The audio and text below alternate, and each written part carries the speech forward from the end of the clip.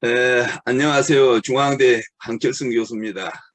제가 발표할 논문은 With and Post COVID-19 Pandemic Era 어제와 다른 대학 경영 교육의 혁신 방향입니다. 요즘 코로나를 위해서 어려운 상황에서 우리 경영교육학회가 이런 논문을 발표를 할 수 있도록 이렇게 잘 프로그램을 만들어서 시행해 주는 건 회장단과 모든 여기 참여하는 교수들께 감사드립니다. 저는 제가 발표할 목차는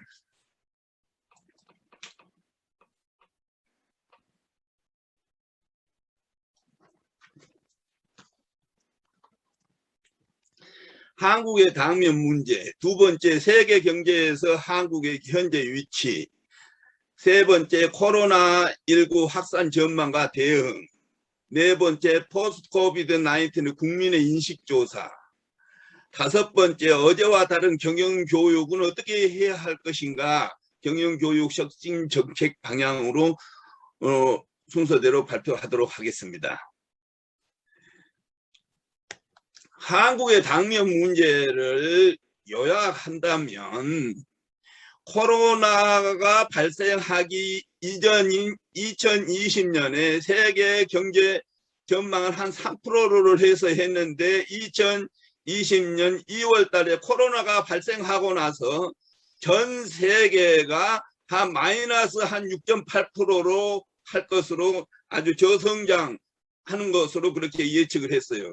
그런데 2021년에 세계 경제 성장률을 IMF에서 2021년 4월 5일 날 발표한 내용에 의하면 코로나로 발생했던 2020년에는 마이너스 6.8%로 성장할 것을 평균 2021년에는 한 6% 성장을 할 것이다. 한국은 마이너스 0.8%에서 3.6%, 미국은 마이너스 4.3%에서 6.6%, EU는 마이너스 8.4%에서 5.2%, 중국은 1.9%에서 8.2%, 일본은 5.8%에서 2.2%로 2020년과 2021년의 세계 경제 성장을 이렇게 발표를 했습니다. 두 번째, 우리나라의 굉장히 어려운 문제가 저출산에 관한 문제, 초고령화 시대의 저출산에 관한 문제입니다. 우리나라 60년대에 1년에 한 100만 명에 낳던 어린애들이 70만 명, 60만 명 이렇게 줄어가 가지고 2020년에 출산율이 0.84입니다. 옆으로가 아니라 0.84. 2020년은 0.75로 떨어졌어요. 그래가지고 100만 명씩 낳던 애들이 2020년에 27만 2천 명을 나가가지고 우리가 초, 중, 고등학교의 모든 학생들이 지금 학생들이 줄어들어가가지고 지금 정치, 경제, 노동 모든 문제에 저출산에 관한 그 인구 문제가 우리나라에 크게 대두되고 있어서 대학 정원보다 입학생이 지금 줄어드는 이런 상태에서 대학이 또 제일 큰 위기를 하고 있는 것이 대학이다.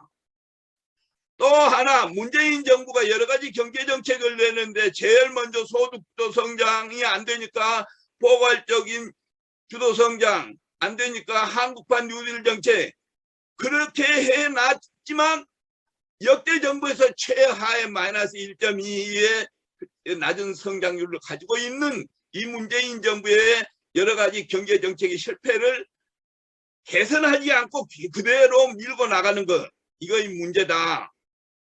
또 하나 한국의 정치가 경제를 발목 잡고 있는 이런 문제들이 우리가 사법개혁이나 해운사고나 주택의 문제 23번째나 이런 주택 정책을 했음에도 개선되지 않는 이런 잘못된 경제 정책이 우리나라의 경제를 어렵게 하고 있다. 또 하나 한국의 노동 생산성에 맞춰서 임금을 올려줘야 하는데 노조 가입률이 전체 기업의 한 10%도 안 되는데 민주노총이나 참여했는데 이 친구들은 자기들이 이익만 주장하고 임금에 관한 그간 투자증을 하고 있는 이런 노조에 관련되어 있는 것이 혁신이 안 되면 안 된다. 물가 연동에 따르는 임금 상승을 요구를 해야 하는데 자기들은 몇 배를 요구하고 있는 이런 잘못된 정책이 해결돼야 한다. 또 하나 한국의 회계 투명성 지수가 조사 대상국 63개국에서 63위 이것이 2018년이 2019년에 63개국에서 62위 이런 부패 천국으로 역대 대통령이 이명박 대통령 또 박근혜 대통령이 다 감옥에 보내고 있는 이런 부패 천국의 이런 정치를 혁신하지 않으면 안 된다. 문재인 정부도 마찬가지다. 문재인 정부도 정권 끝나면 어떻게 바뀔지 모른다 하는 거. 일자리 창출을 한다고 청와대에 일자리 창출 상황판을 만들어놨는데 역대 정권이 10년 지금 최하위로 28만 명을 지금 실업자를 만들고 있는 이런 상황이다. 해외 방역으로 인해 가지고 코로나가 발생해서 잘한 줄 알았더니 그것도 여러 가지로 어려운 상황이다.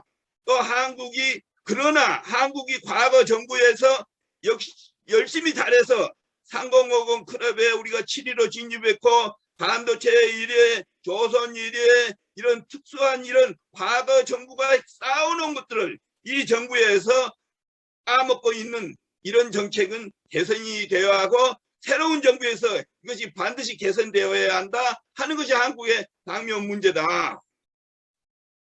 세계 경제 전망에 관련되는 시간이 없으니까 그 자료를 한번 쭉 보세요. IMF 21년 세계 경제 전망이 이런 상태로 변하고 있다. 또 한국의 경제 전망도 IMF보다도 더 어려운 상황을 우리가 2020년 코로나로 인해서 이렇게 하고 있지만 또 우리나라가 다른 OECD 가입국보다는 빠르게 경제 회복을 하고 있다. 우리나라 사회 발전 과정을 쭉 봐보면은 건국 시대에서 산업화, 민주화, 정보화, 글로벌로 세계의 7위권의 경제 성장을 해왔던 것을 이 문재인 정부가 정책을 잘못해 가지고 여러 가지로 어려움을 겪고 있다. 이것이 새로운 정부에서는 이거 개선이 되어야 한다 하는 얘기를 드리고 또 아까 회계 투명성에 관한 것이 2017년 우리나라 조사 대상국에서 63위 2018년 62위 2019년에서는 61위 개선이 되고 있지 않다. 경제정책은 우리가 7위의 경제 G7에 돼 있는데 이런 회계 투명성이 부정부패를 초래하고 있는 나라다. 부정부패에 관련되는 지표 덴마크 1위 이렇게 쭉 했는데 한국은 39위다. 이것도 이런 부정부패에 관한 순위가 경제적인 G7의 10위권, 7위권이 되어 있지만은 우리나라의 한국의 부패 수준은 39위다. 이거 개선이 되어야 한다 하는 얘기예요. 또 다음에 이 표가 굉장히 중요해요. 올해가 1960년대 우리가 여공 시대에서 공장에 우리 이런 1차 경제개발 5개년 계획을 박정희 대통령이 시작을 해서 새마을 사업을 하고 1970년대 서독에 광군을 보내고 월남 파병을 하고 이렇게 해가지고 연 8, 9% 성장을 해서 1988년은 세계 올림픽을 치르고 또 1995년에는 OECD에 가입을 했지만 김영삼 정부가 1997년 김영삼 정부가 세계화에 대한 대비 없이 해가지고 우리가 IMF를 초래를 해서 IMF를 초래를 해가지고 우리가 위기에 처해 있었지만 1년 만에 김대중 대통령이 우리가 그 위기를 극복하고 우리가 3% 성장을 해서 1990년에는 우리가 경제 성장을 우리가 OECD 국가 중에서 제일 좋은 성적으로 성과를 해가지고 우리가 2050 클럽을 지나서 2019년에 3050 3만 불 소득의 인구 5천만이 되는 이런 급성장을 해왔는데 문재인 정부 들어와가지고 이 나라가 지금 어려움을 겪고 있고 마이너스 성장을 하고 있다. 이것을 개선을 해야 한다는 말씀을 드리고, 이런 것이 이 덕표표를 보더라도 이 잘못된 정부 경제정책이 얼마나 우리 국민들을 어렵게 하고 있는가, 이런 것을 우리 학자들이 제대로 우리가 연구를 해서 발표를 해가지고 정책에 반영되도록 해야 하겠다 하는 얘기를 드립니다. 학계 출산율에 관한 얘기, 아까 이 얘기를 했죠. 1970년에 101만 명, 75년에 92만 명, 85년에 67만 명, 2000년에 64만 명, 그랬는데 작년에 27만 7천 명으로 이렇게 줄어들기 때문에 이런 정책을 제대로 하지 않으면 안 된다. 젊은 사람들은 반드시 그 나라의 인구를 유지를 하려면 2.1이 돼야 하는데 반드시 2사람 이상의 자녀를 낳도록 하는 그런 애국정신을 우리가 발휘를 해야 하는데 이런 정책이 미흡하다 하는 얘기를 말씀드리고, 하나 여기서 굉장히 중요한 것은 강 교수님, 예. 예, 시간 관계상 교수님 조금 좀 빨리 나가 주셨으면 좋겠고, 상봉 한 7분 정도 알았어요. 해서 마쳐줬으면. 예. 예, 알았어요. 아직 뭐 사람도 없는데 뭐 그래요. 저 시간도 있는데. 3050 클럽에 진입하는 것이 굉장히 중요해요. 우리나라 2050 클럽에 2012년에 진입을 했는데 1인당 GNP 2만 불 소득의 인구가 5천만이 되는 것이 2050 클럽인데 2050 클럽에 진입한 국가가 일본, 미국, 프랑스, 이탈리아, 독일, 영국이 1996년 이후에 일본 다음으로 아시아에서 우리가 7번째로 한국에 진입을 해가지고 2019년에 우리가 3050 클럽에 진입했는데, 이런 나라의 특징은 아무리 세계 경제가 호황이나 불황을 겪더라도 지속적으로 성장 발전하는 나라이기 때문에 경제 지표로서도 굉장히 중요한데 한국은 명실공히 7위의 경제 대국이라고 볼 수 있다 하는 얘기를. 시간이 없으니까 관련되어 있는 것을 쭉 한번 보시고 우리나라의 대학의 문제, 취업에 관한 문제 얘기를 관련되어 있는 자료를 한번 보시고, 코로나에 관한 얘기는 여러분들이 많이 알고 있기 때문에 전망과 이런 거 해서는 쭉 한번 자료를 보시고, 우리나라가 코로나로 인해서 우리 국민들이, 중소기업이라든가 우리 국민들이 느끼는 여러 가지 어려움에 대한 이런 실태 조사를 또 여러분이 참고하시기를 바랍니다. 그러면 작년 2월 달에 발생했던 코로나19가 세계 경제 성장의 주요 리스크 요인으로 영향을 미치는데 그 예방 조치는 첫째, 예방과 재활, 두 번째, 백신 개발, 보고 코로나19 재확산을 억제하고, 세 번째, 코로나로 인한 금융과 실물의 괴리에 따른 위협을 정부가 이런 것들을 막아주고, 또 미중 갈등이 심화되는데 이럴 때 스탠스를 잘 지켜가가지고 한국의 입장을 잘 대변해가지고 정책을 해야 하는데 이 정부는 그거에 실패했다고 나는 생각한다.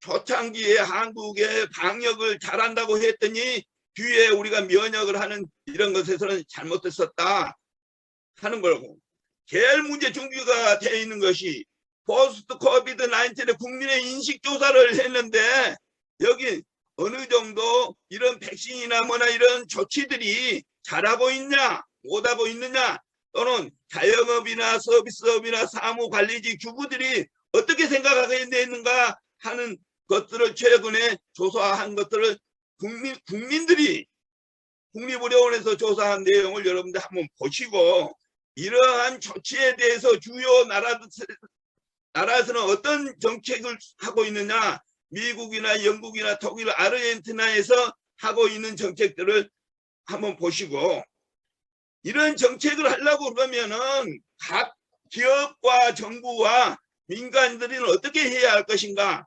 기업은 계속 투자를 해가지고 성장이나 기업이 성장하고 이익이 생기면은 조세 납부를 하고 또 일자리를 창출을 하는 것이 기업이 해야 할 일이다. 그렇게 해가지고 사회에 기여를 하고 정부는 코로나와 같은 자연재해가 발생했을 때 기업이 제대로 일을 할 수 있는 이런 것들을 도와주고 재정에 관한 사회적인 약자를 보호하는 데 해야 하는데 이 정부는 그렇지 못하고 있다 하는 것을 여러분들이 보시고 새로운 제도나 도입을 해가지고 규제하는 것보다도 국민을 완화하고 자유롭게 영업활동을 할 수 있도록 해야 한다 하는 것을 여러분들이 참고하시기 바랍니다.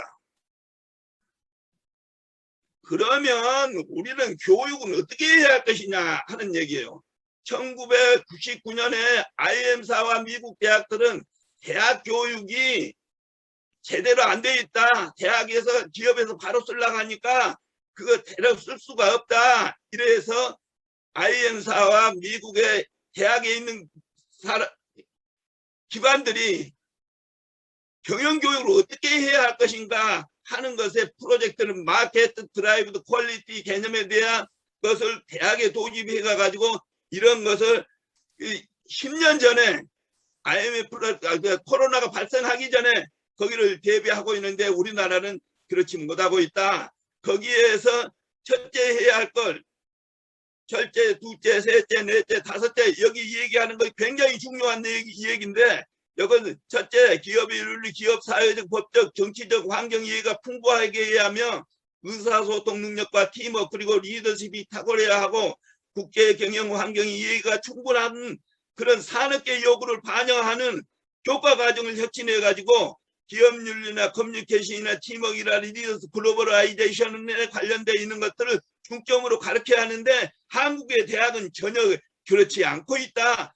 경영학의 교과 과정이 우리나라는 옛날에 60년대 70년대 하고 있던 것을 그대로 하고 있기 때문에 이런 교육 혁신이 일어나야 한다 하는 것을 우리가 강조합니다. 한국의 산업고 최고 경영자들이나 우리나라 대학의 경영교육에 대하여 어떻게 평가하고 있느냐. 첫째, 둘째, 셋째, 넷째 쭉 나와 있는 걸 한번 보세요. 우리나라의 스카이 대학을 경영대학을 졸업해도 취업이 안 된 이유가 뭡니까?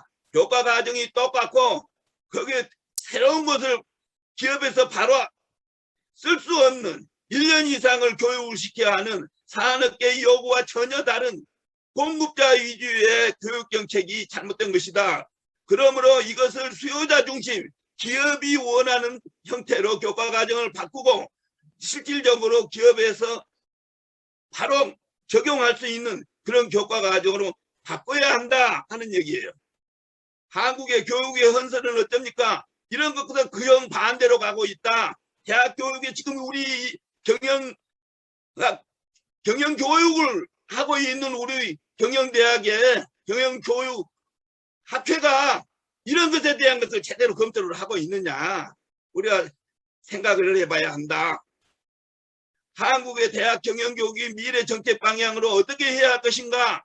첫째, 경영학의 교육 품질을 높이기 위해서 학생을 프로세스와 중요한 파트너로 인식하고 긴밀한 의사소통과 기본 소양, 전문성, 바람직한 인성교육을 강화하고 기업을 고객으로 생각해가지고 그들의 요구를 반영을 해가지고 교과 과정을 만들고 선진국들이나 국가 경쟁력에 우리나라가 따라갈 수 있는 그런 것으로 교과 과정을 바꾸고 요즘 메타버스나 블록체인이나 포스트 팬데믹 시대에 적응할 수 있는 융합교육으로 강화를 해야지 우리 경영교육이 전혀 사회에서 요구하는 기업에서 요구하는 이런 것과 다른 교육을 하고 있기 때문에 대학교를 졸업해서 우리 취업이 안 되고 있는 이런 상황에 대해서 우리 경영교육학회나 경영학계나 교육학계가 우리가 이런 것들을 반성을 해가지고 그걸 혁신하는 그런 연구 노력을 해야 한다 하는 얘기예요.